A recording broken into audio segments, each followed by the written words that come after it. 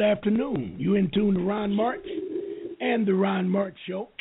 Today is our special day. We have our continuing guest, Miss Beverly D. Are you there, Beverly? Yes, I am. Good afternoon to you and your audience and my audience. Right. Yes. I wonder if you, real quickly before we get started, I wonder if you got any feedback from your audience from last Wednesday when we had Stephanie Turner on. I had goo gobs of telephone calls, and the chatter room was loaded. Oh, well, I wasn't connected last week. I understand, but you remember you told me you was going to send your people to my website. Did you get a chance to do that? And that's probably why you had goo gobs of people in the chat room. Yes. That's what I was asking, because it was loaded. Yeah. And I was just wondering Yep. Okay. Well, today we're going to deal with eliminating debt. Okay. That's a very strange, weird trick. It's a trick because the corporations are totally aware that their operations, ever since they were founded in 1933, has been illegal. Unlawful. Let me say it right. Unlawful. Meaning that the process that they use is more of color of law and covered with legalese, and is very confusing to the consumer. Now, the government, realizing that there is a problem with debt, realizing there is a criminal element involved with the corporations across the board, they set up what we call consumer protection. Now, I'm telling you all of this because everyone is rushing to get their birth certificate in order so they can begin to write off their debt.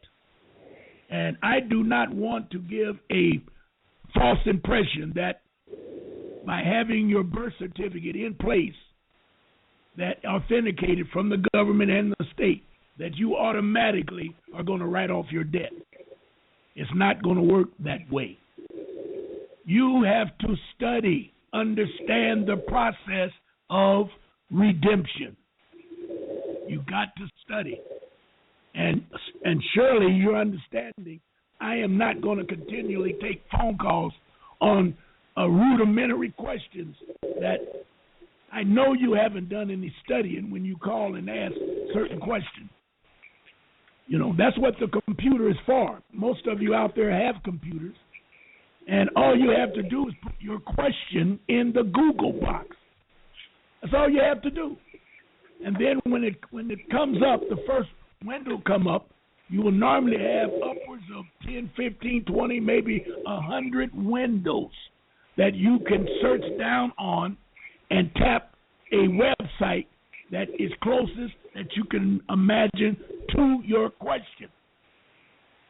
Then I will add, once you do that and get it fixed in your mind of what you're looking for and think you have the right answer, I would suggest you Google it again and form a new question along the same lines and see if you don't get the same answer that you got the first time. This is very, very, very important. If you don't do it, I'm telling you now, you're going to be in trouble. Now, the trouble will extend from no reply at all to possibly getting phone calls from undesirable agencies. May it be IRS, may it be what they call the department, your credit departments of your particular company that you're dealing with. They do have a credit bureau, customer service. That's what I was thinking about. And they have lawyers in there. And they can ask you questions on that account. And if you don't give them what they consider to be satisfactory, there's no telling what they're liable to do, up to and including calling for some type of action against you. I'm not trying to frighten you. I'm only trying to make you understand that you must, at all costs, you must do research. You must read and you must study. It's the only way you're going to win. And once the corporations and United States finds out that you are on the right target, they will change the rules. They may add a word or two, or they may codify it and make it disappear. You got to be on target on all these things.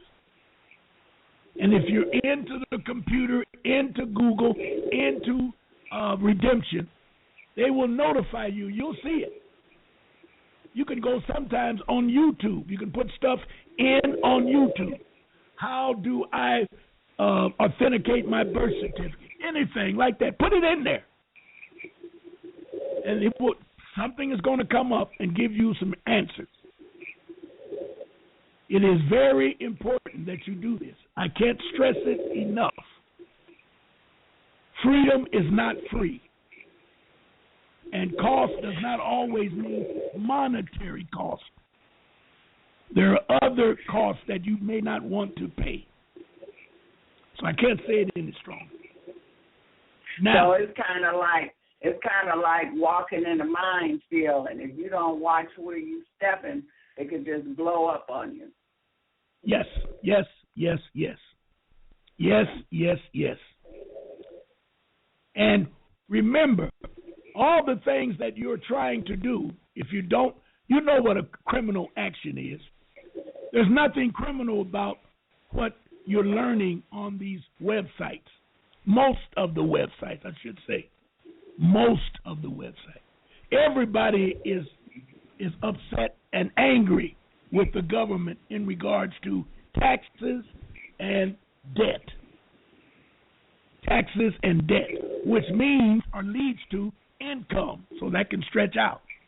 And you know income is important because the job status for people of color, the unemployment is so high that what you did last year or the year before, you cannot afford it this year.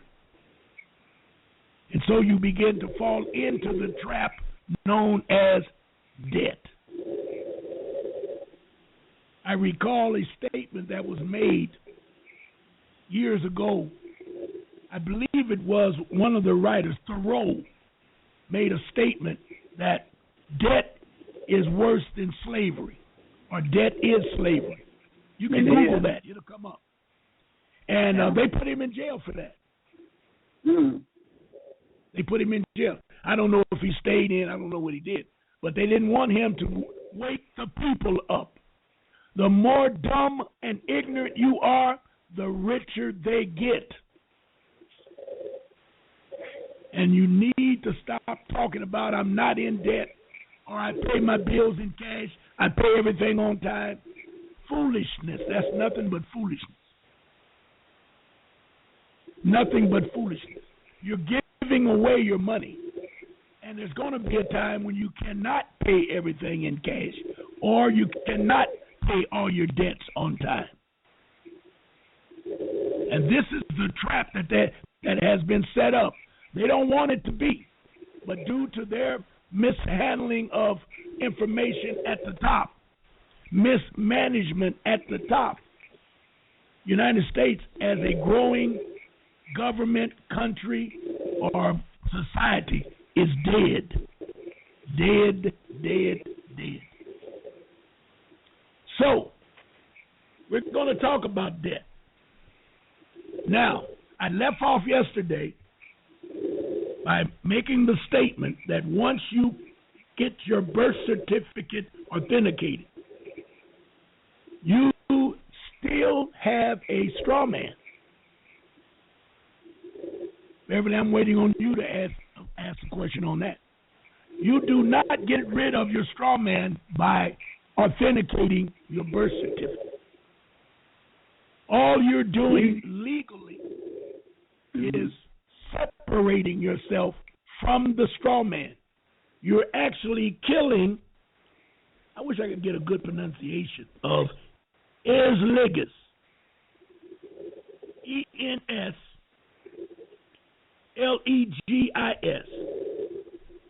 Ensligis. It's a Latin word. And that means a legal creature created by law. Notice how they say that. A legal creature. I'm putting it in the computer right now so you'll understand. It's a legal creature created by law. And it takes on the resemblance of a natural person. Now that in itself is criminal. That's where all the fraud begins. I was talking to a lady this morning. She had a hell of a problem. And I told her, you need to use the word fraud more often. She never did say that she was fighting fraud. All of the corporations understand that. Okay? Yeah, Ron, I thought that we were controlling straw man. That's true. When we do. And I think that's what I said. We're not eliminating the straw man. We're taking control of the straw man, correct? Correct. So that means that you are still liable for the conduct of the straw man. Talk to me, just baby. To say that you gave me your child to take care of, and you're going to be gone for 3 months. So I'm responsible for that child while you're gone. So I'm responsible for that straw man. Yes. Okay. That's where that word surer comes in. Surer. I think you spell it. I'm gonna put it in here and get it. But sure means that while you were taking care of that child, you thought that child was yours. Mm-hmm. I may be changing your example. You stayed gone so long that I thought it was my child, huh? There you go. Okay. You were never told any different. That's like when you go to the hospital and have a baby, and they bring you the wrong baby. How you gonna know? Yeah. You know. And so, as long as you have that baby, you are going to raise that baby as if it's your baby because you don't know any better. Right. But then you may find out years later or months later, I don't want to use the word, that your child didn't live, and they gave you a baby. Now, are you responsible? Now, I know you're going to love the child. I'm not going into that.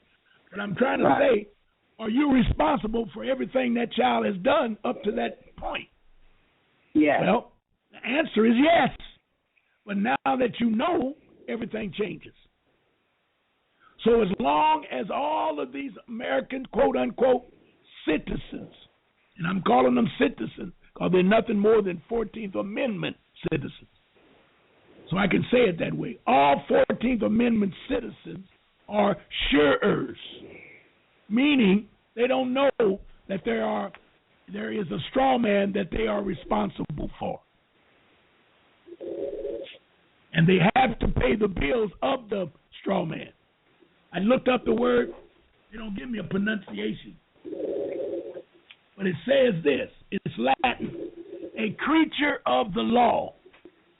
I noticed that. A creature of the law. An artificial being as contrasted with a natural person. Applied to corporations considered as deriving their existence entirely from the law. So since I tell you that United States of America is a corporation, It is law. Corporations are law. And you are law because you have a straw man. They don't teach you this. And as long as you don't know that you're law, then you're going to have to pay the debt of the straw man. And here's the worst part. Everything, or better yet, anything that corporation, wants to do, you have to abide by it or you'll go to jail. And just like you're working on your job, and they tell you, for example, tomorrow all the women are going to wear miniskirts, or all the women going to wear bib overalls. Now that's a policy, a company policy, a corporate policy. They do that now. Come to think about it, on Fridays, my wife works. She's a supervisor, and every Friday they call it something kind of Friday, and they all wear just work clothes. I guess you could say casual. They can casually dress. Right. Those are jurisdiction. You're in the company's jurisdiction, and they can do something to you if you don't abide by their rules. Now, sometimes you can come out of the company and sue the company. For example, and this is a good one, if you were hired into a company with cornrows in your hair or a natural, and they hired you, then all of a sudden the new CEO that just come in, he don't like African-looking women, so he puts out a directive, either cut it off, fry it, or look for another job. Now, number one, I would consider him an idiot, but he has a right to do that because he is the CEO. However, he is violating your rights, and there has been several cases of that where women have sued because you hired me in as this, so you can't make me change because you changed the policy. Right. But you got to know something about law, and I guess that's what I'm trying to tell you, that if you're going to get involved with being sovereign and free, you better know something about law. And it's not difficult. And you're not saying that we need to go and get a law degree. No. Because I was just getting ready to add, it's common sense. See, the original law from your creator is called common law. Common law is nothing more than common sense. Mm-hmm. You know you can't steal. That's common sense. It doesn't belong to you. That's where you raise your child. That's not yours. You're trying to take the candy from Joe or Judy. No, it's not your candy. You get a whooping for that. That's common law, common sense you're teaching your child. Well, they come up and notice that every state constitution, you read it, it'll always say, we are bound by common law. But then they start talking about color of law because you don't know the difference. Do you understand what I'm saying? So, I mean, how are we able to know the difference? But they started out talking common law, and then they switched to color of law. So when a person is listening and paying attention, how do you know when they make that switch? Okay, let's go back to the hair. You were hired in, and they hired you under common law. They let you come to work the way you live. So you got on African attire, for example, and you got your afro and everything is sitting nice and pretty. So then they change it.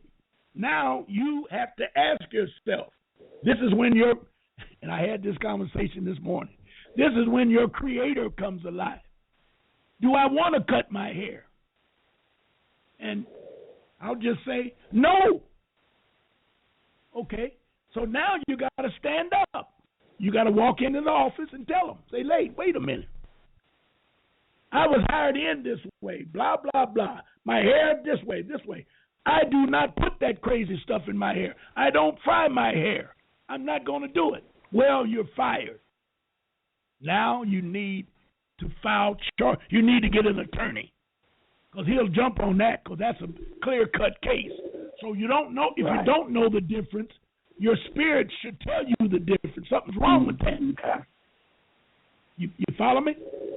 Gotcha. Now you may decide if they're smart, they'll try to make it look like, listen, we want to give you a raise, but we want to put you in a department where the girls dress a little bit different. And I'm just trying to throw something at you.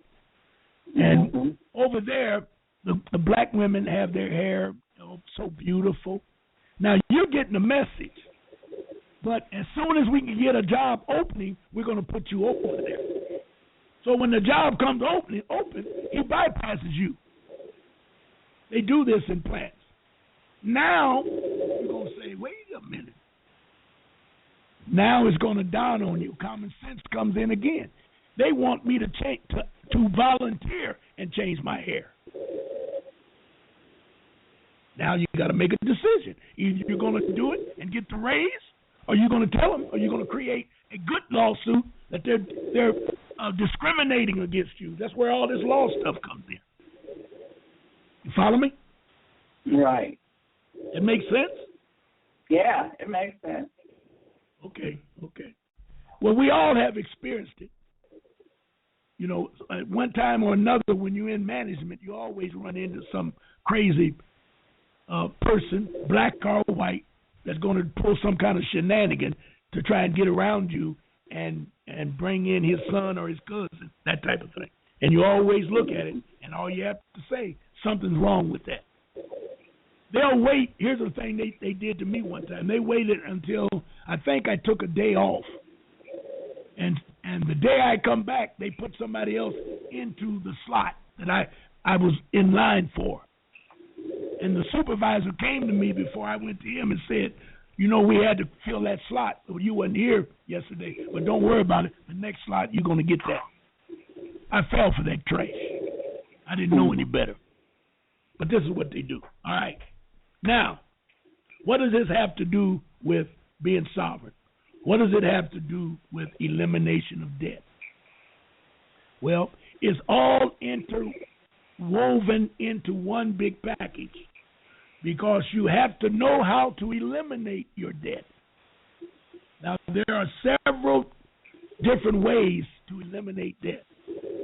One of the major problems that we've had in the past was we were all slaves when we attempted to eliminate the debt, meaning we were all surers.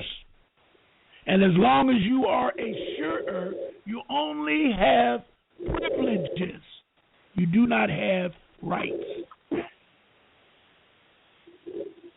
But now that you're cleaning up your act and becoming a credit, what do they call it? I just had it today. A secure party creditor. That's the king of the on the throne. Where you should have been at birth, but they took it away from you and made you a debtor. No, I said it wrong. Let's go back. At birth, you were the creditor, and what they did, they created the straw man and made it all caps, and then made the straw man a debtor because it was a 13th Amendment creature of law. And they made him be responsible, the debtor now. Listen to me. They made that debtor be responsible for all the debt in America. Anything about that? You still thought, and the mama's kissing the baby. Oh, he's so cute. He's a king on the throne. Yes, he is. But he don't know that he is a debtor. He is a slave. And they can't put chains on him, so the only thing they can do is trick him. That's where fraud comes in. They never told him they were creating that straw man. They never told you that the straw man is who they bill every month. They never told you that. And for them doing that to you, what they got out of it was your sweat and pain. And every monies you made from your sweat, it went to pay the debt, supposedly pay the debt of the United States, a debt that you never created. And the debt is not getting paid either, because they're talking about we had trillions of dollars of debt. Yes. Well, they only talk about when they talk about debt, they're coming from a budget. You can make a budget be anything you want if you are an accountant. They never talk about debt as being audited. You see the trick? Are you with me, Beth? Yeah, I see you. Yep. They never talk about an audit. And you know, we talked last year about CAFR. In 1933, they created a department known as CAFR. It's Audit Financial Report. What's that C stand for? Hot dog it. It ain't coming to me. I'm thinking too fast. Anyway, it was set up so that no municipality would ever run out money and be bankrupt. Now, you got to ask me, how did they make Detroit bankrupt? Well, believe it or not, they declared Detroit bankrupt because of a budget that they created. And the budget was way out of whack. They didn't even touch the CAFR because everything has been paid. How do you think they're doing all this work now? All of a sudden, they're doing all this good work in the city, and they 6 months ago they was dead broke. Right. And nobody up there brings it up. All them niggas. And I'm talking about them niggas. I mean that when I say niggas. Every one of them up there are playing the game or they're stupid. Either or, it doesn't matter. They never should have been there in the first place. They're not politicians. They're politician wannabes. They should know about the CAFR. Nobody brought it up. And I know for a fact, when you go do research on the CAFR, they will say to you that it's illegal or you'll get in trouble, not illegal. If you are an elected official and you mention either elected official or a reporter, news reporter, if you mention CAFR, you'll lose your job. Well, that's why nobody is saying anything. I understand. All I'm doing is letting you know that we're in a game and they're only playing tricks with the books. And debt is the same thing. If you understand debt, you can't be in debt if you're a natural person. How can you be in debt? Okay, you'll say, well, you bought a car. I worked. I paid for the car, which is a double payment, but let's go with the double payment. The way the system's set up, your car was $10,000. When you signed the bill of sale in the dealership for all your little trinkets and trinkets that you got on the car, it came to $10,000. You signed your name. Money was created from signing your name to pay off that $10,000. It was immediately paid because you got fiat money. You paid it. Now, when I say you paid it, the Constitution says the Treasury will pay your debts. Do we still have a Treasury? I don't hear about the Treasury. All I hear about is the internal. We still have everything Federal that Reserve. Yes. We still have everything that was put in place in 1789. Everything is still in place. But they make it dormant when they come up with some trash about, for example, I'll ask you, where's the post office? You'll say 8 Mile in Livernois. And I say, okay. Go inside and bring me out any type of paperwork you can find that says that you're in the post office. You can't find it. Then I'll say to you, the only place you're going to find post office is on the building outside. Everything inside is UPSA, United Partial Service of America, whatever that thing is. Everything inside is that. And you got 30-year workers, 40-year workers up at the post office that don't know that. They still think they work for the post office. And they still complain because they don't have proper manpower to man the windows and do the work. Now, how dumb can you be when you're working for a corporation and you're not working for the government? However, since UPSA is a corporation, it is the government, but it's not post office. So I mean, they have so many intertwined. You gotta like really take a. I mean, okay, you in the post office, but it's not the post office. It's the USP, correct, whatever. Yes. And they don't want you to know that that's going on. That's where fraud comes in. All of those workers, when they start cutting their pay and all of this, that's nothing more than a corporation. That's what General Motors, Chrysler, and Ford do. They tell them, since you are a corporation, you can't strike. That's bullcrap.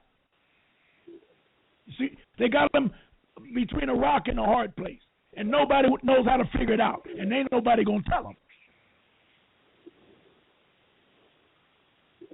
Why can't you strike? Just like the teachers. They joined the Teachers Association. That makes them government. Now they got rules that come out of that Teachers Association. You can't strike. That's crazy. Why don't they all get out of the union association? Create their own association. Do not incorporate it.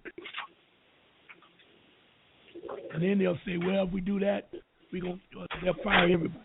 Well, if the president had any type of sense, he would know how to bargain with that power to strike. So, it's, you really got to be in the game. And I know most people don't have the time, but everybody's in debt. And when they hear programs like this, everybody wants to, let me get in there, let me join up, because I want to get rid of this car. No. I want to get rid of this house. No. One lady told me she wants to live on her exempt value. Everything that comes to her house, her television, her lights, her gas. I said, lady, wait a minute. You can only write off debt. And no utility is going to let you create debt with them. They will shut your stuff off if you're behind for 2 months. It takes 90 days to create a debt. I just found that out last week. It takes 90 days to create any kind of debt. Yes. Because it has to go through a process.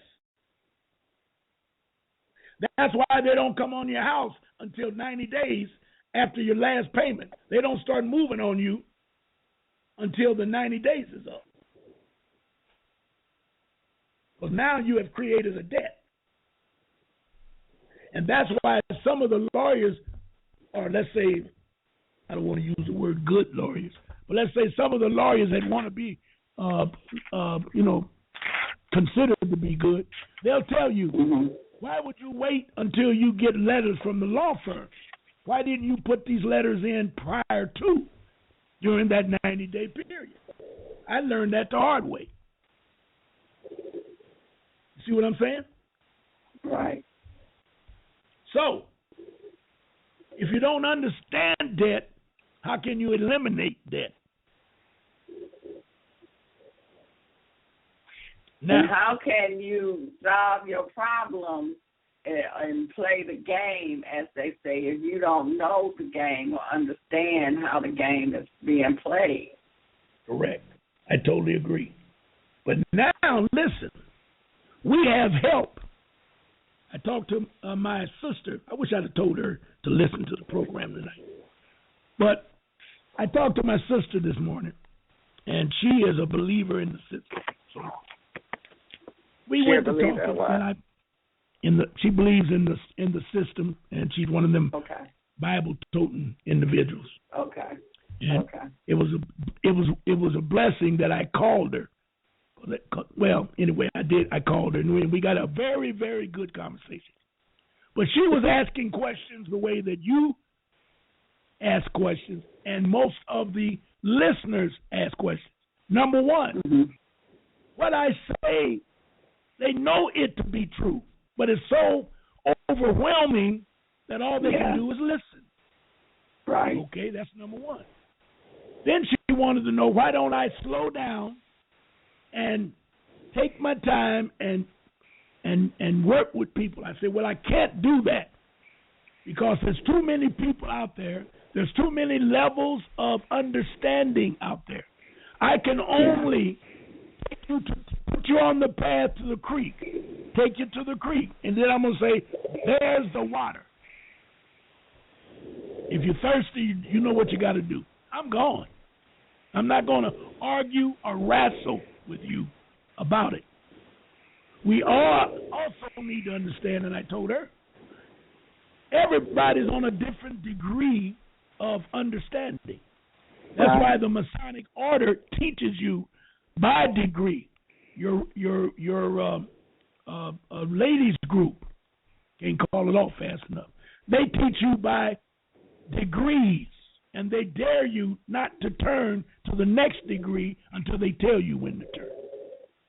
I teach on what I know, and since I'm teaching to an uncontrollable audience, and I don't know them and have no idea what they know, I can't teach each and every one individually. I can't do it, and I'm not going to try. So all I can do is lay out. When the Creator feels you're ready to learn or to know, K-N-O-W, he'll tap you on the shoulder, and you'll say, wow, that's right. I remember that. Way back when I was on television, I had a gentleman call me. He was screaming on the. He was so excited. He said, Ron, a couple of weeks ago you was talking about a dunning letter. And we're going to talk about that today. A dunning letter, D-U-N-N-I-N-G. And I said, yes. And he said, you told us if we look at it, you ain't got to read it unless you want to, but you should read it. But if you look at it and you see 3 zeros, it'll say 30, 3 zeros, in the body of the letter more than once. It's a contract.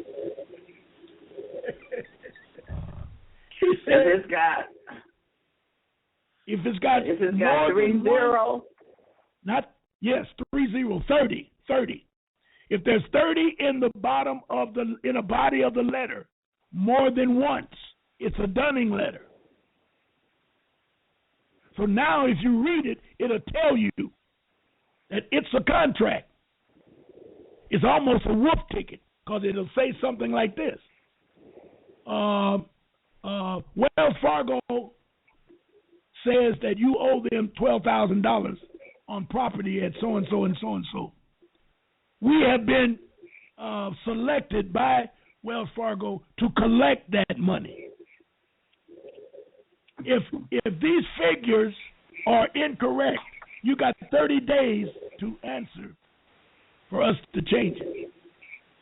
If we do not hear from you in 30 days, we will proceed to the next level of getting our money. I'm putting it in my own words. I can't remember all of it. So there's your second 30 days.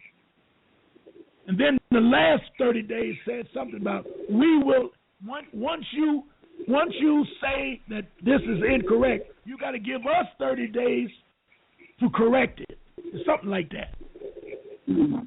Now, that by this going back to Igligus, going back to a color of law, going back to creature of the law, going back to artificial person, that's who they're talking to. They're not talking to you, but you don't know it because everything is all caps.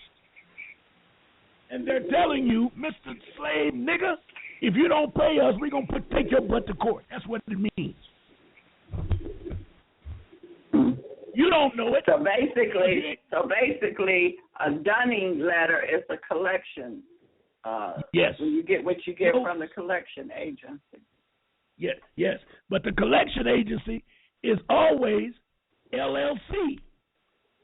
Now, when you say collection agency, some stores have a collection department. I know a lot of them used to have, but they got away from it.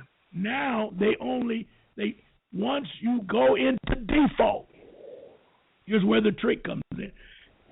This is why you have never seen a Fortune 500 company go out of business. You'll always see someone purchase them and change the name, but they never go out of business.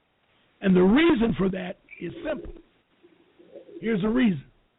When they go into business and open the doors and their sales are $10,000 a day, for example, if $5,000 of that $10,000 they don't pay, but you've already given them the goods, and they don't pay within 30 days, you can put that business in default. Or not business, you can put that consumer in default. When you send that default notice to IRS, they will give that company, Wells Fargo, they'll give them a digit number. So when you get all the digit numbers on that $5,000 that you missed that day, the money goes back up to $5,000. You can balance your book with the digits. But the money's not there, but the digit is there. You get it? Right, gotcha. So you never go out of business. All you got to do is just make sure you have sales. That's all you have to do is create sales. And you can always stay in business. That's why these companies move into the malls. Have you ever thought about it? You go into a mall, you'll see a company called M&F. You ain't never heard of M&F. But you look inside M&F, they got 10,000 items in there. Who in their right mind would put $10,000 into a company that you ain't never heard of before? And those items can be anything from a toothpick to candles to whatever. They don't care. It doesn't matter. But they belong to a Fortune 500 company. If they don't make a profit, they can always use them as a debtor and write it off on the income tax. It's all a game. And you and your ace, straw man, are the fall guys. You need to know what is debt in order to eliminate it.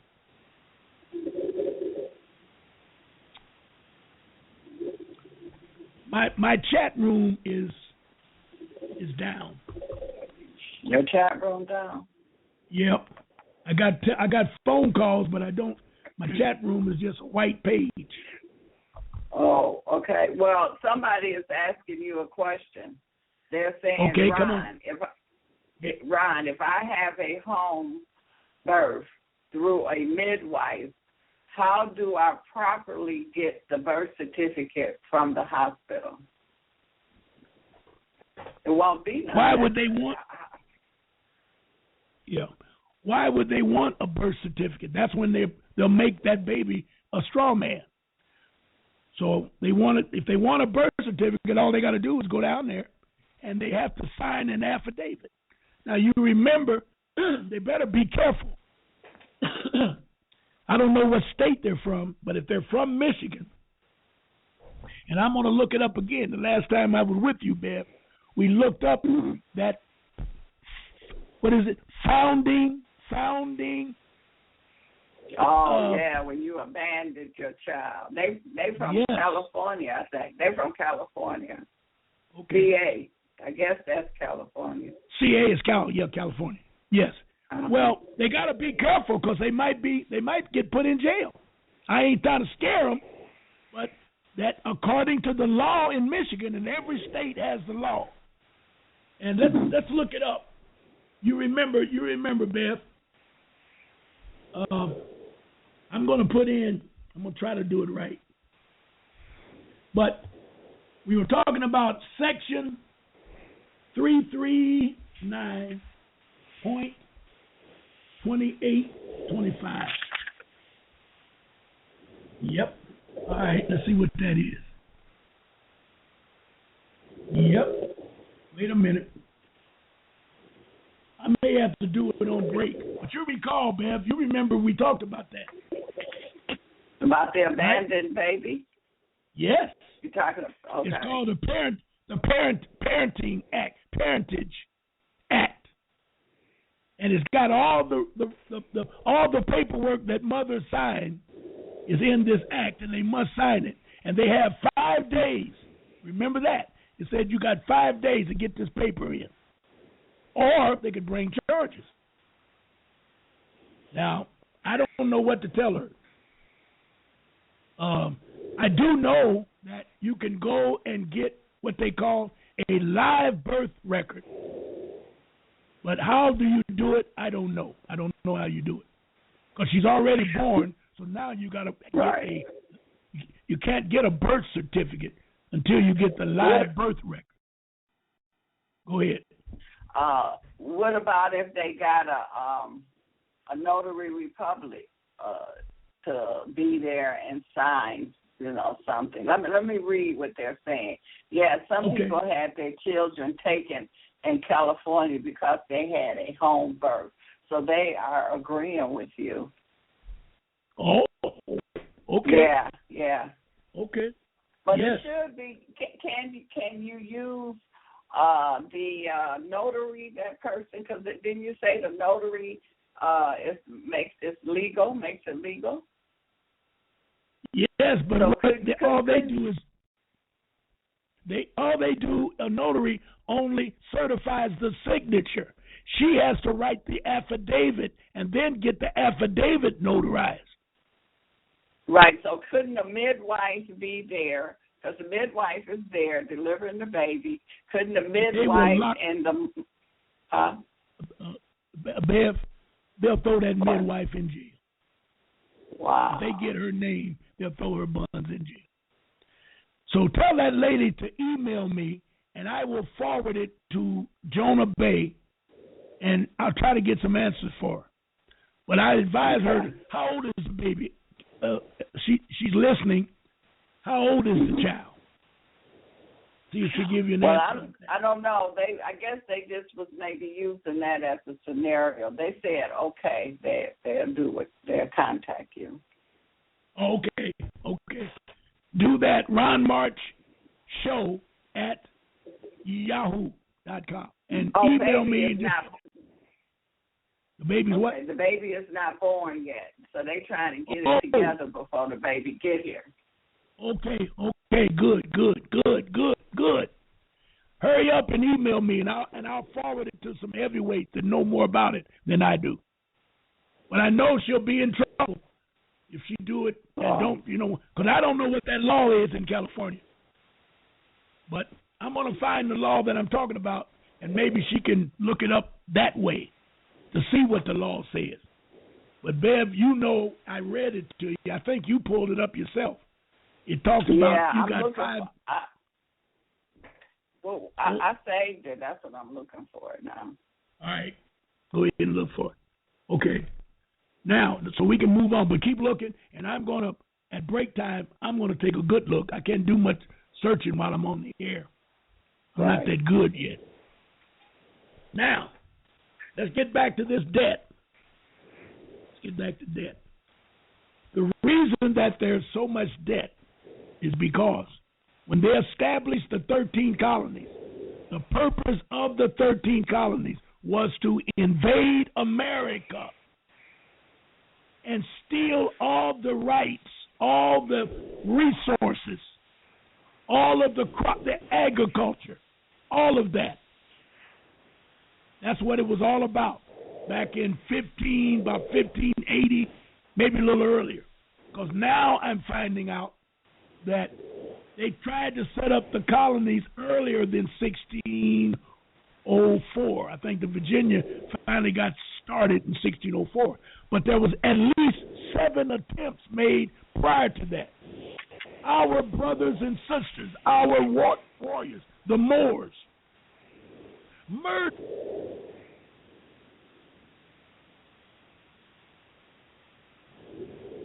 Hello? They tried everything. You break? Okay. Yeah, I'm breaking up? Yeah. Maybe because you moved a certain way. Yep. Well, what I was saying was our ancestors ran those Europeans out. Get out of here. And they kept trying. They kept sending them over. Well, their intent was to create what they have today, a plantation of nothing but wealth. Everybody in the United States is a slave. I don't care what you say, what you try to do. You're a slave. Because you cannot own anything. You think you own something, and you don't. I told my sister about an automobile. You pay it off. You think you own, yeah, I own that. No, you don't. Because if you owned it, you wouldn't have to put license plates on it every year. You wouldn't have to have insurance every year. You wouldn't have to have it registered every year. And you wouldn't have to have driver's license every year. All of that money is converted into real money because the automobile is real money, and you're only leasing it from the corporations, not General Motors, Chrysler, and Ford. We're talking about the IMF and the World Bank, Queen of England, and the Pope. They own your vehicle.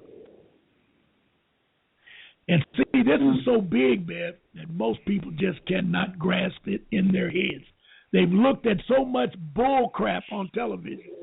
They've been to the movies looking at all kind of silly, unbelievable crap that they can't even visualize it being here in America. Well, all of those thoughts that the people that wrote those television shows and produced those movies in the theaters, all of those people are Americans, so-called Americans, so-called Europeans, and they got blackies. But notice, well, I ain't going to go there. I ain't going to go there. But they all create what they have in their minds. And movies like Avatar, movies like Terminator, we are so far advanced that we don't believe that that can really happen. And it's happening to you every day. I really believe that my sister is thawing out. She's not waking up, but she's thawing out. She sees that there are some problems.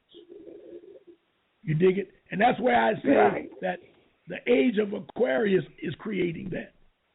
Yeah. And I've used the example with her today. I said to her that Hester Crook out of Illinois, that lifelong senator, I think he was a senator or a congressman. He was the Speaker of the House, so it had to be a congressman. He was paraded around as being the best Joe that ever lived. He come in there with $1 million budget, not budget, but finance money, and he left. He had over $100 million. They don't know how he did that. And then what happened? They find out that he was a pedophile. Are you aware of that, Beth? Mm-mm.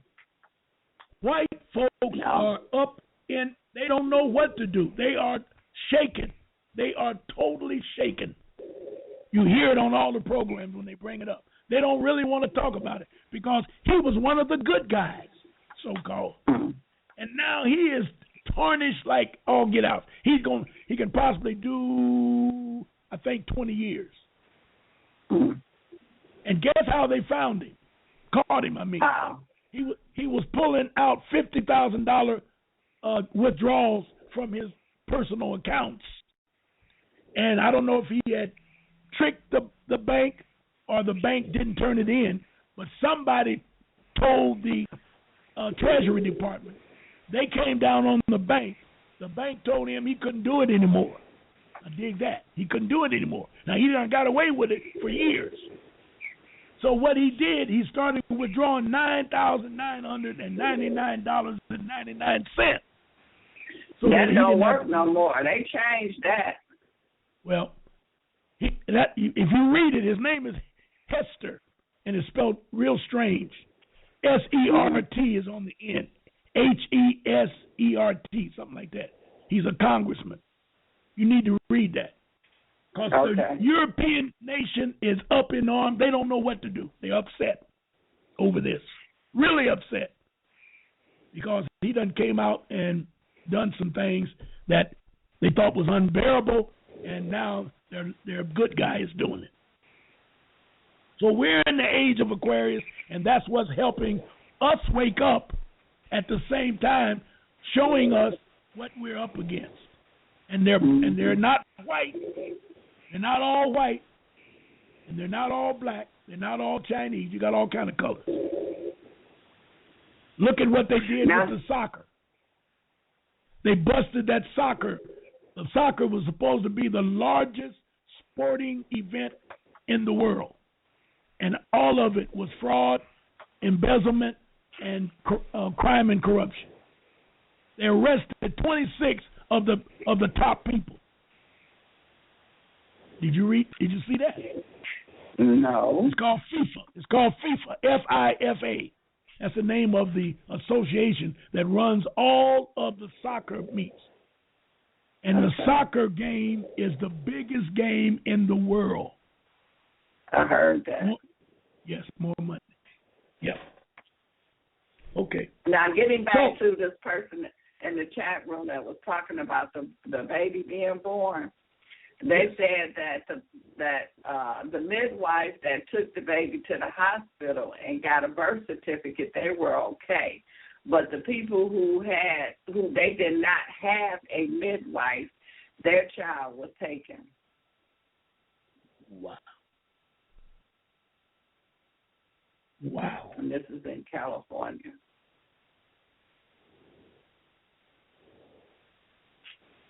So I know it's the way to do it. We just have to find out how you do it. Because when that midwife took that baby to the hospital, the baby became a straw man, right? Yes.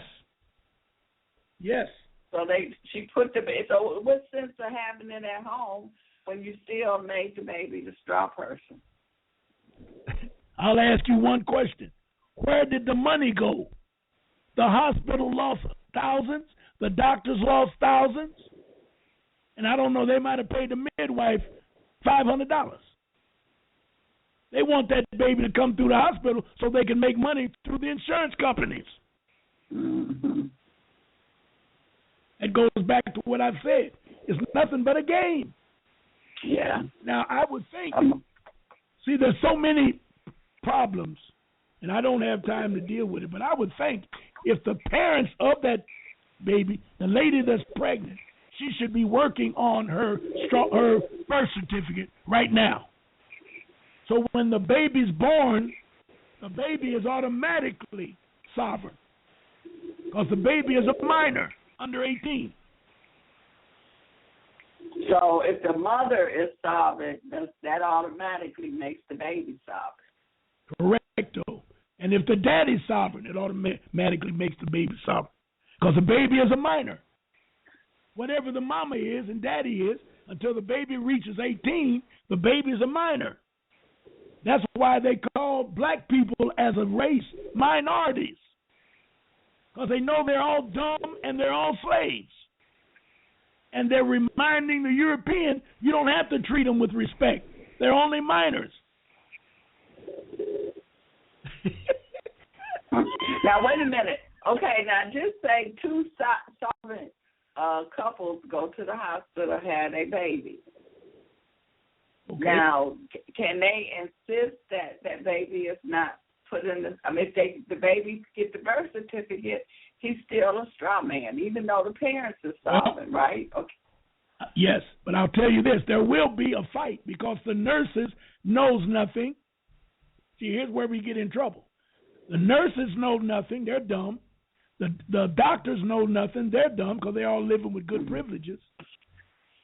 And they will call the police and tell the police, we got a parent that wants to take the child and won't sign the paper. The police will show up and they'll have guns and they're ignorant.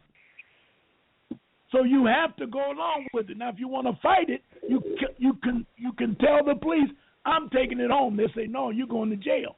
Now you go to jail. Now you're creating your conflict so you can fight it. You follow me? But a lot of people don't want to go that far. But that's what it's all about. Yeah. If you want to stand up for your rights, you got to stand up for your rights.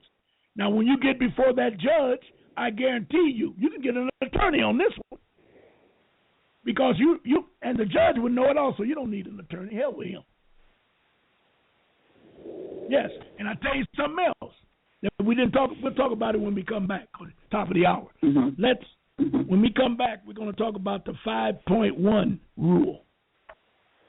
Okay. And that's something for that parent to deal with right now, and try to find that that thing when you look it up. I'm going to take a look. The abandoned child. Yes. Yes. We're live. Yes, we're live. I could not find that. I got to go home and look for it, Bev. I couldn't find that piece of the Parentage Act about the children. Oh, okay. I saw it on Wikipedia. I was looking for it, but it's called the Parent Act. I think so, but I looked that up and it didn't come up. So I don't know. But I definitely, I got it, and you got it. Okay. Right. Now, going back to the lady that asked that question, and I mentioned to you the 5.1 rule. Now, what she needs to do, or not she, but what a person can do, you can challenge the law. Think about it for a minute. That law, I think the numbers were 339.2825.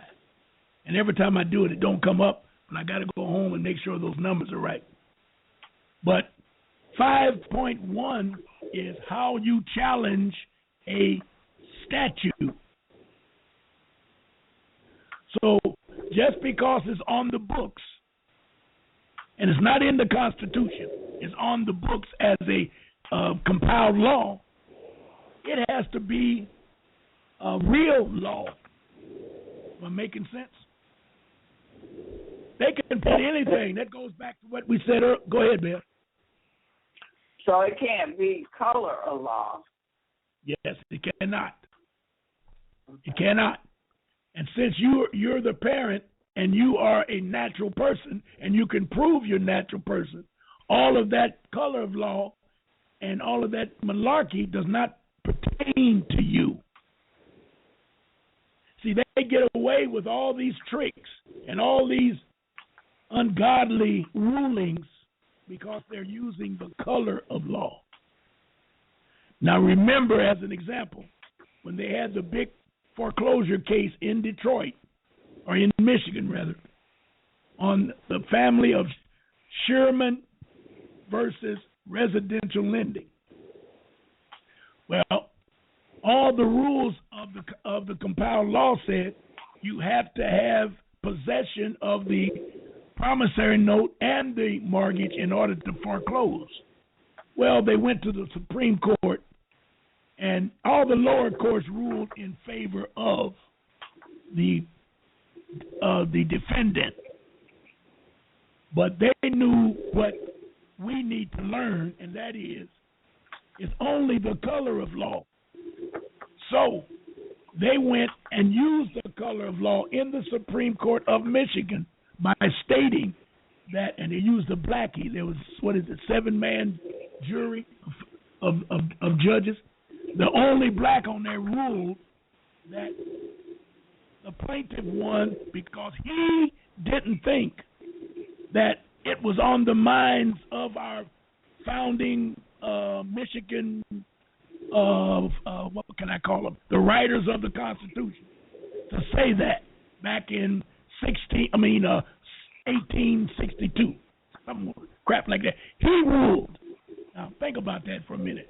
He ruled that he didn't think that they meant it the way it was written on the paper. And he worded it in such a way that it gave him an out, because it said a I wish I could remember the word, but they called damn it, MERS. They called MERS a disputed. There you go. They said that it doesn't pertain to the law because you're dealing with an undisputed MERS. MERS was the so-called mortgagee. I don't know if I'm making myself clear, but MERS is your mortgagee. And they said that they didn't think that the founding people that wrote the Constitution had in mind that MERS could not be a mortgagee by being appointed. Now, but they use the word undisputed mortgagee. So I argued with lawyers because I wanted to use the same law, and they totally refused to even talk to me once they found out which way I was going to want it to go. I couldn't find a lawyer to represent me. Now, let's get back. If we get back to this Parentage Act, and we're going to find out about it, when she writes me, I'm going to tell her about this 5.1 rule, and it's called that because you have they tell you have a right to challenge every statute. Now, judges will use the word statute as if it's a law. It's not a law. A statute is a color of law. Then they trick you by calling the most perfect laws of the land are called statutes at large. Now, I should look up the word at large. I've never done it. Jonah said you got to look up every one of the words. And if you got a legal dictionary, you should always look them up in a legal dictionary because they don't mean what you think they mean. So when you say statute at large and it's the law of the land, and then they turn around and tell you statutes are color of law, that's enough confusion right there that you won't even, you won't even think about it not being a law. But if you use and challenge the law by using 5.1, they have to bring the Attorney General into the courtroom and prove to you in front of the courts that is a real law. So, if this lady wants to have the baby out of the hospital and they lock her up, she takes it all the way. She can use 5.1, or she should be looking it up now to see if it is a real law. And tell you the truth, I don't think it's a law, but I'm not a lawyer. I didn't write the law. Mm-hmm. But how can it be a law when they take your child at birth? That's not common sense. We're back to square one. That ain't even common sense. That they're going to take your child and register your child and make your child a creature of law. That don't sound right to me. So now, I looked up at large. At large is a designation for members of a governing body who are elected or appointed to represent the whole membership of the body. For example, a city, a state, a province, nation, clubs, association. Is that the only definition? Huh? Is that the only definition that they gave you? That's from Wikipedia. Okay. Let me see. I'll look at another. I would want to take it through Google because you may get a legal definition of at large. Okay. Yep. And all I'm doing is trying to explain through our debt that we need to learn more about debt. We as let's call ourselves natural persons because our birth certificates are in place. And speaking of birth certificate, did you find out anything else about your birth certificate, Beth? Well, no, because of what I've been going through this last week. Now I'll be able to get back on track. Okay. But you did go online and put that number in to know that shipped it, or they received it, not shipped it. Yeah, they shipped it, but it stopped in Allen Park, Michigan. Okay. There may be another street. Yep. Yes, you do. All right. I'll talk to you about it when we get off the air. But anyway, the debt. Now, in order to have debt, you have to have some way to pay your debt. Statute of law. Yep. I just want to be at large. Yep. I can't read it right now. My engineer has a law dictionary. He's looking it up. Statute at large. And it's kind of a lot of reading, but I want to check it out. Maybe next time we'll talk about it. But the debt. See, when they took the gold and silver, you're not allowed to have gold and silver to pay your debts. And we're talking about it through paying for your as currency. Now, when they took it out of circulation, they didn't give you a remedy on how to pay your debts. So this gentleman out of Ohio, every time I call his name and mention Ohio, I can't think of his name. He was a senator, and he challenged the president and the board of Reserve Board of Bank, Reserve Bank, and told them, you guys are full of it. There is no way for you to take our gold and then turn around and tell us that we got to pay our bills. So that's when they set up what is known as HJR 192, or that's codified. That's been codified. So if you look that up, they'll tell you it's codified, which means that they have another way of paying your debt. Everyone should read that, because by you being a natural person, you automatically become private, and you want to pay your bills from a private perspective, not from a public perspective. You understand that, Beth? Right. It's the difference. It's a big difference. So what you got to do is do some more reading. That's all I can tell you. And you need to look up lawful money. Lawful money. And understand what lawful money is. Lawful money can only be used by private, natural persons. Lawful is the key word. Lawful money. Okay? And I notice a lot of wealthy people are private. Yes, they are. A lot of elected people are private. And when you see some of these gated communities or these gated areas, those are embassies. You don't really know it, but it's an embassy. You're not allowed to go on that property. That's why they have it gated. And if you went in and invited in, the police cannot go in those areas. Nothing public can go in those gated areas. Now, I'm not sure about, I'm looking at these big homes, one villa on one plot of land. But gated areas means that area has been selected and it has been land patented and it's gated in. And if you look up land patent, it will give you all the rules of how do you land patent your home. You can gate it. You can gate your own home. Yes, you can. There's a way of doing it. But see, they never teach us about law, and they never teach us about government.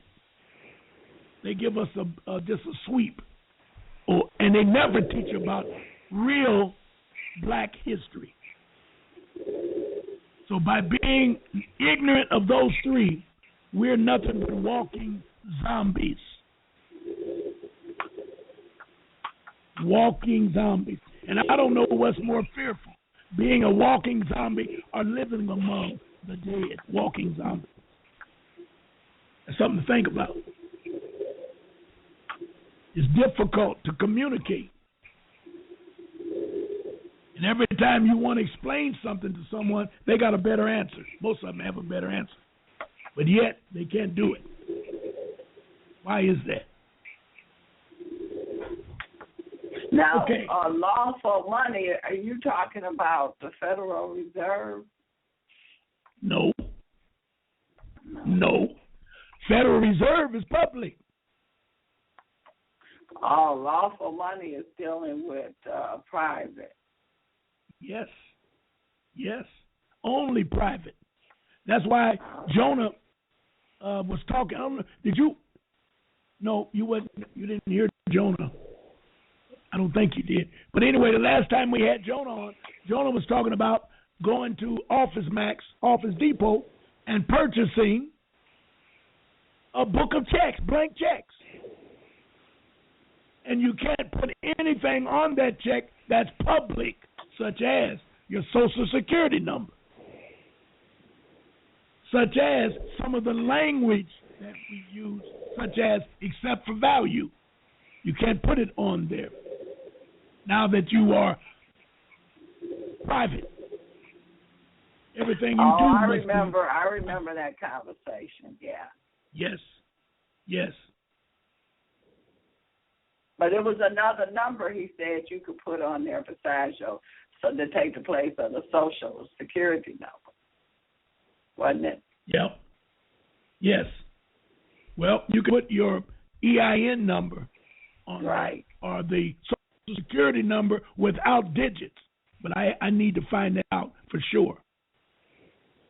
See, your Social Security number without digit is the exemption number, and that I think that's the number he was talking about. Wait a minute, the number that's on the back of your Social Security card in red, or the number, or your Social Security number? No, your Social Security number. Take the dashes out, the digits. I call them digits. Take the digits out. Just give me straight 9 numbers. Mm-hmm. Whoa, you mean to tell me that makes a difference? Oh, yes. So when I write my social and I put that dash, break it up how they break it up, and then if I turn around and write it and no dashes, those are 2 different things. Yes. One belongs to the straw man and one belongs to the natural person. The digits belong to the straw man. With the dashes in it, that's the straw man. And the one with no dashes in it, that's the natural person. Correcto. Wow. Okay. So basically, the natural person, you can use that for private, and the straw man is public. Yes. Am I saying that right? Yes. Okay. Yes. But I want to check with Jonah to make sure before you start using it. You're not ready for that yet anyway. I'm not ready for it, but it's good to know. Correct. And by the time you get ready, I'll know, because we already have our checks. But we got to get this language right. That's why when you look up lawful money images, they're going to show you a dollar bill that was before they took it out of circulation. And you're going to see before they took the gold out of circulation. And there's a paragraph, 4 lines that you put on all of your written checks.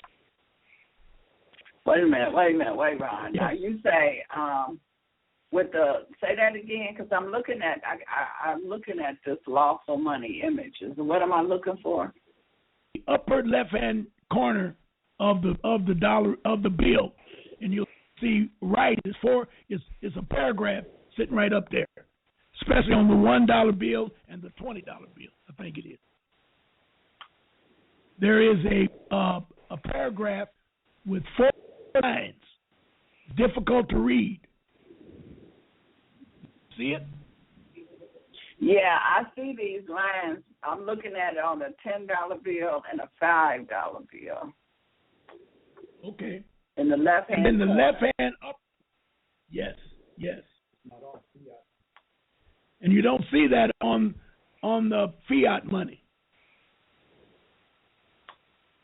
They look like the fiat money.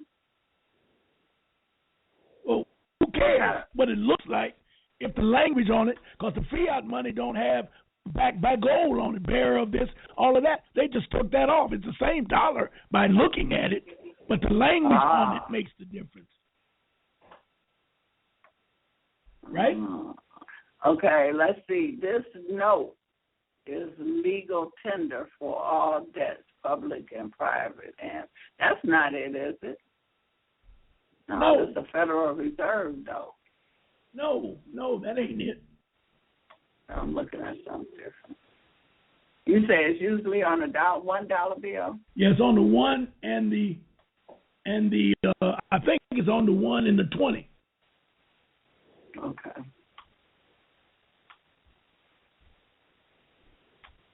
All right. See it? No, because they keep saying this is a note. So I just Googled money. All right. Huh? I just put in Google lawful money images, and the first thing that came up was images of lawful money. I'm looking at it, and the first bill is a Lincoln is on it, and oh damn it, Lincoln is on it, and there's a paragraph. I tried to make it larger, and the paragraph has red ink. It's in red ink, a box. You don't see that? Yeah, I'm looking at that one with Lincoln on it, and they got this not red ink. This one has the box in red. I mean, the line wrapped around it is red. Well, it's a red box. That's a red box. And this is from 1920. This is 1934. But I'm looking I see that. Series. Yep.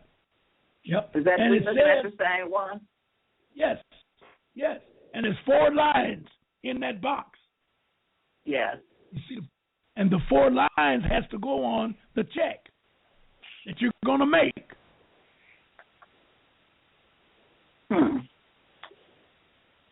Hello? I'm hearing you. I got to write all that on a check. Well, let's put it this way. Maybe you want to get the checks printed with it already on there. Come on, Beb. Give me some imagination. But wait a minute. What's confusing me is it says this note is legal tender for all debt, public and private, and is redeemable in lawful money at I can't make it out. State at the United States Treasury. Yes, or at the Federal Reserve Bank. Okay, gotcha. Okay. You're not ready for that anyway.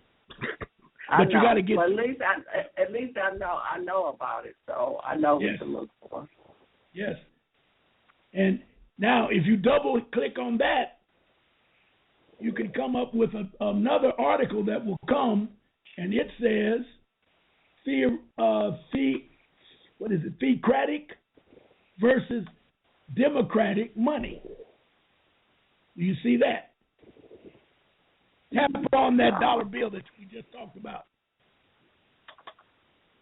Well, see, you in Google. I'm not in Google. Well, then we on 2 different. Yep. Right. Yep. Okay. So anyway, because if you read that, it says before 1934, a common Federal Reserve banknote had an upper left-hand corner that statement taking up 4 lines of fine print. It says, they say, redeemable in gold or silver at the United States Treasury or in lawful money at any Federal Reserve bank. Now you need to, you need to get in Google so you can see this. Yeah, okay. Because now they jump to following House Joint Resolution 192, the fine print to the left of the portrait was altered, deleting any mention of gold since it was now against public policy for debts to be paid in gold. The term lawful money, however, they retained that lawful money, but they took gold and silver out. But when you read that, it said it's redeemable in gold or silver. Right. So you're making the dollar go back to real money. Just by adding or subtracting a few words. You got it? Gotcha. Yep. So, you need to get in Google because it's got a lot of information. And once you tap on that bill, it will take you to a document, or better yet, an article. And it explains a hell of a lot. Okay. All right. Now, all right. Let's concentrate now on these the protection, the consumer protection laws. You have plenty of laws that protect you against debt collectors. Now, debt collectors know who are the good guys, the bad guys, and the 50-50 and the 50-50 guys. How do you think they know that, Ben?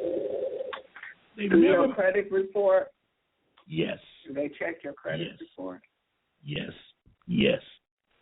And once you hit the credit report, now they got you because the report's going to say you made payments 30 days late, 60 days late, 90 days late, all of that kind of stuff.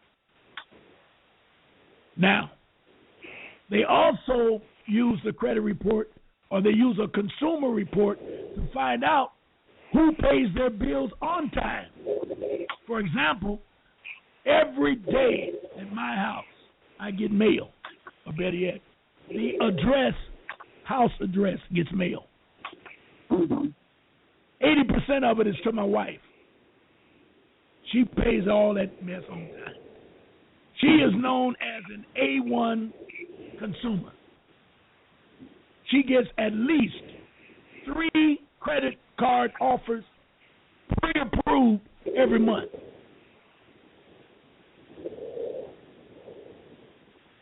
Dig it? I hear you. I know. Those debt collectors know who to fool with. I told you a way back, Bev, I had a minister who paid his bills on time, but he was trying to leave Detroit. He had a new offer. He was also a medical supply salesman. He had an offer to go to Texas. He had about 8 houses. He wanted to sell the houses or at least get money out of the house. So he came to me to try and help him do that. Bottom line, I asked him just like I said, do you pay your bills on time? He said yes. I said, well, if you stop making payments, they are liable to come to your house and knock on your door and ask you, what is your problem? You ain't making payments. He looked at me like I was crazy and started laughing. I said, well, you can keep on laughing if you want to. He said, how are they going to do that? I said, they can look at your credit report and see that you are an A1 idiot because you pay your bills a week in advance. He said, yes. When he stopped making payments on those houses and they were about to foreclose, they didn't go to 90 days. Within 60 days after he stopped making payments, they were knocking on his door on a Sunday morning. Wow. I was bowling in my church, and he was at the church where he preached, and he was calling me from the church because his mother, who was babysitting the children, He lived out in Woodhaven. And the mother that was babysitting the children while he was preaching at church called the church and told him white people's on the porch knocking, want to know when you're going to make payment. I started laughing at him and hung up on him. Don't call me. You ain't going to ruin my weekend with your idiot self. Get out of here. I hung up on him. He was very, very upset. And then Monday he come in and I told him. I said, didn't I tell you they was coming? Because they know you are weak. They know you are a believer in the system. They know how to treat people like you. I said, me, they wouldn't come within a block of my house. So first of all, I'm going to slam the door in their face and maybe go punch them in the mouth. Get out of here. Get off my porch. It makes a difference. Now, I'm not telling everybody to do that. But I'm telling you that they have a way of finding out what type of person you are. So all of y'all out there that's trying to get sovereign, trying to get your everything in order, and you are one of those good guys, and you just want to get rid of this because you want to buy that, it ain't going to work. It's not going to work. And they will go up to and including signing a summons for your arrest to come to court. They'll file a complaint on you that you haven't paid your bills. And if you're not ready for it, I know what you're going to do. You're going to panic. Everybody's not ready to be free. I can't say it any other way. However, there are rules and regulations that debt collectors must live by. Did you know that, Beth? Yeah, I know that they can't call you at a certain time and only can make so many calls or something like that. And it's probably some more. A lot more. I had a person knock on my door to ask me, do I know the people across the street? And I said, who wants to know? And they said to me they were trying to deliver something to them. And I said, I don't know them, because I knew that wasn't right. And he come to find out, he wanted to know what kind of car he was driving, because they wanted to come and take his car away from me. That's against the law. I didn't know it at that time. That was back in the 90s. I want to say 90s. I was not aware of this stuff. But there are a lot of rules. They have a lot of debt collection laws, Michigan debt collector laws. They have, the federal government has what they call the Fair Debt Collection Practice Act. It's set up on the federal level to protect you against these crooks. In order for them, let me get to one that deals with the Dunning letter. That's what I was telling you about earlier. I have, there we go, 109. Okay.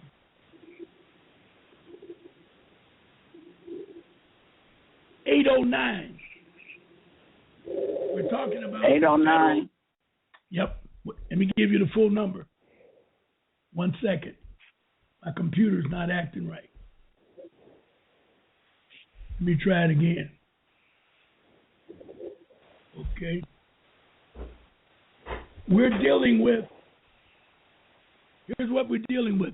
Title 15, USC, 1692. They codified it, so you got to learn how to find it. It's called Title 15, USC, 1692. Okay. Now you want to go down to subsection 809. I'm at 808. It talks about unfair practices, so we need to go back up to that. Then we're at 809. Now, this is the law, federal law. All debt collectors, they notice of debt content. within 5 days after the initial communication with a consumer in connection with the collection of any debt, a debt collector shall, unless the following information is contained in the initial communication or the consumer has paid the debt, send the consumer a written notice. That's that Dunning letter. Written notice containing the amount of the bill, the name of the creditor to whom the debt is owed, a statement that unless consumer within 30 days, there's your first 30, after receipt of notice, disputes the validity of the debt or any portion thereof, the debt will be assumed to be valid by the debt collector. That's what they use to create your contract. Number 4, a statement that if the consumer notifies the debtor within the 30-day period, second 30 days, that the debt or any portion thereof is disputed, the debt collector will obtain verification of the debt or a copy of the judgment against the consumer, and a copy of such verification or judgment will be mailed to the consumer by the debt collection agency. Number 5, a statement that upon the consumer's written request within the 30-day period, there's a third 30 days, 30. The debt collector will provide the consumer with the name and address of the original creditor, if different from the current creditor. Most of your credit cards always have second, third, and fourth debt collectors. You must immediately ask for validation when you get it. And all you got to do is just write a letter. Say, I dispute. You must use 2 words in your letter. Dispute and validate. That's the only 2 words you got to use. I dispute your request, and I want you to validate your request. Sign it. Mail it certified mail. Very important. Certified mail. Keep the green card. When they mail it back, hang on to the green card. That is a must. If you don't do it and keep fooling around, which most people do, you'll find yourself being summoned and complaint to the district court before a judge to explain why you didn't answer, why you didn't pay the bill. And that's where you don't want to go, because now you're in the system, in the legal system. Okay. Go ahead. We got 1 minute, Ron, and we also have a call, too. So go ahead. And for those that's on the phone, you will be able to hear us. But if you are listening through the computer, you will not be able to hear us. Okay, go ahead, Ron. Take the question. What was the question? Yes. Okay. Area code 337-302. How are you? Great. Thank you for taking my call. I came in the middle of the call. I have a question and a comment. One comment is, how is Miss Beverly finding the items through Google? What was she searching? What was I searching? Yeah, through Google. What did you put in the search engine to find Mr. Ron March already had? Which one was that? I have put so many. Have you been in the chat room? Were you in the chat room? No, I'm on the phone. Okay. So, Ron, what was that? Was that the lawful money, or was that I came in in the middle of the call. Oh, yes, that was lawful money. Money images, lawful money images. Yes. And she Googled it, and we were looking at it. Now, you're not ready, miss. I'm telling you, you're not ready for that at this time. she was asking a question because we had a gentleman on a couple of weeks ago who knew about it. But I was just explaining out of curiosity, I know a lot of us aren't ready, but and I'm not solving yet. I'm new to this, so I'm trying to gather information. That's one of the things they were talking about over on Jonah's radio show. Search it out, research it, get all the necessary information so you know what you need to do step by step. And that's what they have before I can just step right into it myself. But I like to know what I'm up against, because doing a lot of searches right now on sovereign citizens and different things that's going on around in the U.S., they're considering them a domestic extremist group.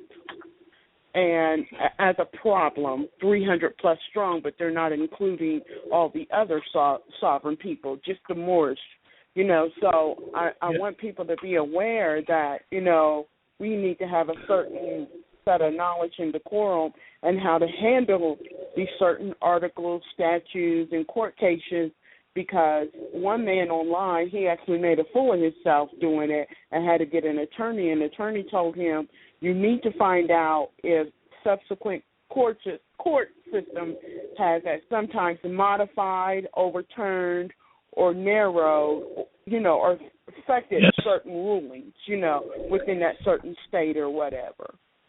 So, it's best just to be as educated as possible, even on top of what you're saying. Here's a helpful. Now they're going to try. Now they're going to try to come up against a lot of people that are going to do this. As you see this move towards whatever that 2020 deadline is, you're going to see a lot of people becoming sovereign. And I mean, we just got to be ready for all kinds of things that they'll try to throw at us. So yes, totally correct. Now here's a good example or a good thing you should do when you Google. Make up in your mind the question that you want to ask. Put it in Google the way you have it. When it comes up, search for the closest answer to your question. Now, when you read that answer, there's always going to be something in there that you don't understand. Always. So what you do, you Google that.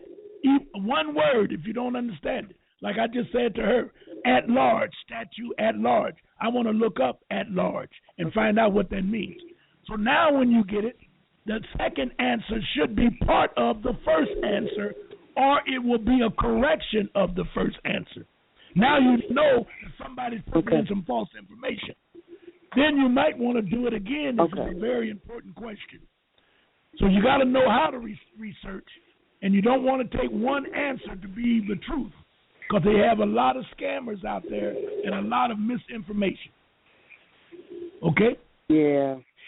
And at the last minute, thank you for taking my call. Take your question and put it in Yahoo search engine.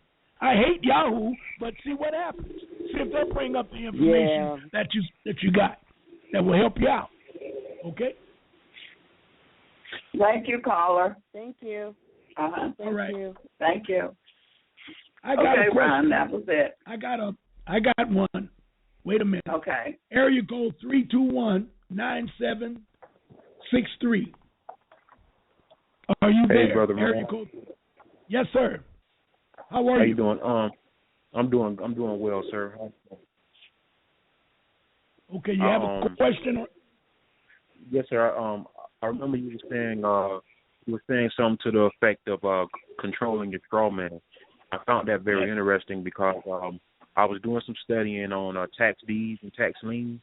And and as I was studying on it, I heard the lady say that you can also purchase property with a bond. And I know your birth certificate to be a bond. And I wanted to know, did you know anything about how to go? Well, this is another thing I found out too. I found out that you can challenge some of these banks, because some of these banks they put tickets on the door, and it says property to be abandoned.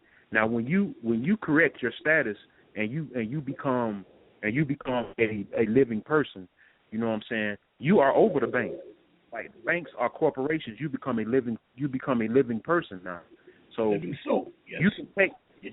you can deem that a property abandoned down at the county clerk, the recorder's office, I believe. I was told, and then you can take that case into foreclosure court. And I assume that you will win because you're alive and the bank is dead. So I just thought that to be interesting. And if I was wrong, I was wrong. All right, slow. All right, listen, slow your roll. Everything you say is possible. However, when anybody gives you information, you want to ask them, have you done it? That's the first thing you want to ask them. Now, they'll probably say, no, but Johnny lives over on the other side of town, did it. Leave that alone. That's a bunch of BS. Okay? All of it sounds good, but if you haven't done it or no one has done it, don't take it as truth. Everything sounds good if you do a lot of studying and research, but that don't make it real. I went down and attempted to get an assumed name, and they told me literally I couldn't do it. And I had to come back home, get out my paperwork, and this happened last week. And I got out my paperwork and started reading. I said, oh, I made a mistake. I didn't say what I wanted to say. It didn't come out right. Because, see, they don't know what you know. I can tell you that now. So when you go down there with some off-the-wall malarkey, they're going to take it as off-the-wall malarkey and say, you're in the wrong office. And you may be at the right place. So you need to do research. That's all I'm saying. And up to and including, go down there and do it for yourself. Tell them your friend. Go down there and tell them your friend has a house, and they want you to move it here and move it there and want to put a bond to pay it off. See what they say. All right. Okay. See, some of the people down there, especially in Detroit, I found if you're nice and polite, don't raise a lot of hell. They will try and help you, but you don't want to talk loud because they're not allowed to give you legal information. So when they give you a hint as to what to do, you got to take the hint and get the hell out of there. But it's a skill. It's a skill when you do it. I love to do it. I go down and play with them and get them laughing and all kind of stuff. And then I'll ease one of them good questions in. And they'll look up at me. And they'll say nod yes, nod no, or say, well, we don't know nothing about that. They're helping me by not helping me. You see what I'm saying? Mm-hmm. So you got to learn all these tricks when you get into this thing. Okay? Because they'll lose their job if they get caught doing something wrong. Okay? That's right. All right. All right, then. Appreciate your call. All right. All right. We got another call. 256-5223. Are you there? Yes. Hi. Hello. Hi. What I want to know is your show times and call-in numbers. It's Beverly D. Yes. I would really like to be able to listen to your show. Do you have a call-in number and a day and time? 347-215-8041. And I'm with Ron every Wednesday at 6. Sundays and Mondays, I usually have Robert X on, and I'll be on next Tuesday with Ali Myers. Okay, your Sunday and Monday and Tuesday, is that at 6 also? Oh, no. I got, okay, those are at 9 p.m. Eastern Standard Time. Okay, and do you have a replay number just in case we miss the show? We can call in. Yeah, just go to Truth to Power. .com.